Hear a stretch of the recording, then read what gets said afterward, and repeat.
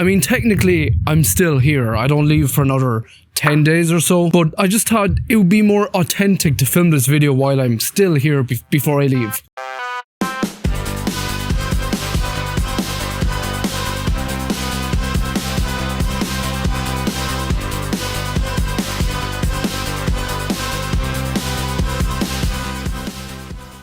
So firstly, why? Why did a 26-year-old fresh graduate from animation college travel all the way from the land of spice bags and chicken fillet rolls to here? It was mostly a circumstantial kind of thing. It was a little bit spur of the moment, but it was also, you know, sort of planned in advance. So it was kind of a will I, won't I kind of thing. But obviously I decided I will. So the short of it is my girlfriend had to move back here. And because I was just out of college and I was working a really shitty job in a warehouse for about 3 months saving money, I figured, you know what, I can't find an animation job, so I'm gonna leave. But miraculously, I did actually land an animation job, but it was a freelance, entirely remote job, so I could do it from anywhere. I could do it from the feckin' moon if I wanted to. And just like that, in the space of a couple days really, all the pieces just fell into place. So I quit my shitty warehouse job, booked a ticket like literally a week before flying over. My lighter decided to stop working after the train passed. I flew over here and started my new life. And a year later, I have to go back home. I'm not gonna lie, I'm dead set on living here. Like, I love it here. I do not want to leave. But obviously, I want to see my family and my friends again. But also, I need a new visa. So I'm going to figure that out over the coming months. I had the 1-year work holiday visa. So I'm debating, do I get that one again? Or, oh my god, well, I'll figure it out. All I know is I want to stay here, Japan good.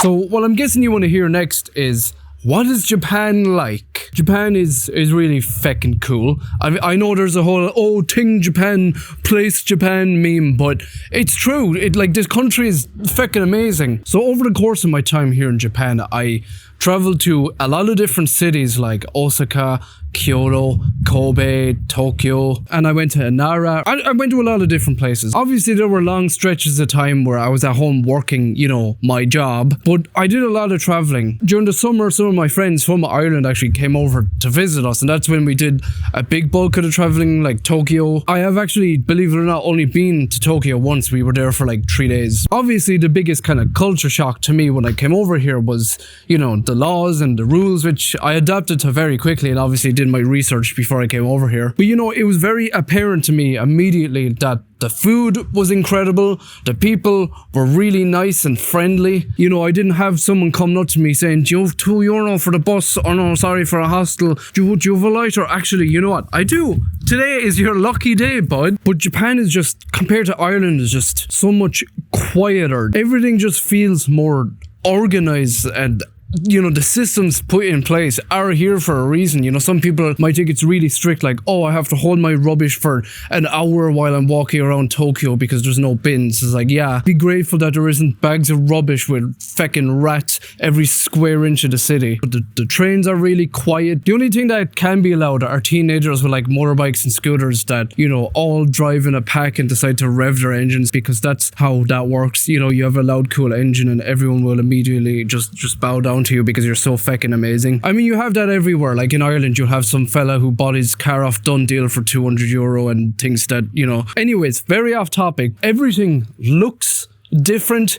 Everything feels different. Obviously, you know, I only speak English. I have been learning and practicing the language since I came here, and it is very fucking hard to learn. Like in school, all I ever learned was French and Irish, but this is a language I want to and need to learn if I want to stay here. But I know hiragana, katakana, I know them off by heart. I haven't started kanji yet though, because you know, it's just a different league. I can order food, I can ask for help in a shop, I can, you know, request specific things. My conversation levels for the most part are still basically non-existent. It's just I'm trying, but it really is a really hard language. But yeah, like I said, the food, I've tried so much, like katsudon, tonkatsu, you know, all sorts of curries, ramen. Even just yesterday in Osaka, I had some fried Wagyu steak, and it was expensive, but fucking amazing. But you know, whatever, place Japan, ting Japan, Japan is cool, Japan is amazing. Look, there's anime characters everywhere, and there's cute little characters on every sign, and you know, road stops have little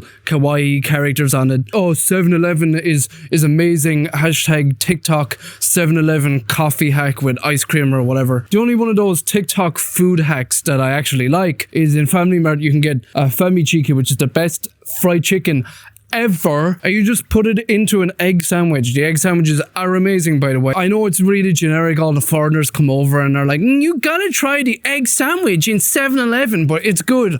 Obviously there's better stuff out there, and there's a lot more that I prefer, but it's good. Also, side note, I did for a couple months start a shorts channel where I kind of showcase different food and snacks and sweets and whatever, and I was like, oh, look at this thing you can get in Japan, oh, it's really nice, oh, subscribe. Not to keep glazing the shit out of Japan, but you know, it's warranted to a degree. I didn't experience the actual work culture of Japan because I was working from home. I just had to get up, turn on my computer, and just animate for a couple hours.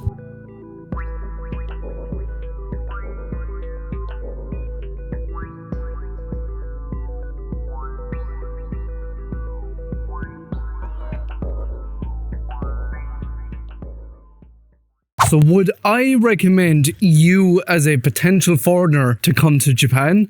I think so, yeah. Like I said, there's just so much about this country is just so different to probably what you're used to, but definitely what I'm used to anyways. There's just so many cultural aspects, and like I said, there's just everything from the architecture to the food to the systems and the rules and the laws and just the way people act and interact. Everything is just so unique and so different, and it's definitely a place that I now feel is home. But like I said, I moved here with my girlfriend, and now I have to go back. I have to like find a new visa so I can come back, and I don't know, that I could be back in Ireland for a few weeks, I could be back for 2-3 months, I could be back for 6 months, a year. I don't want it to take that long, but it could take that long, unfortunately.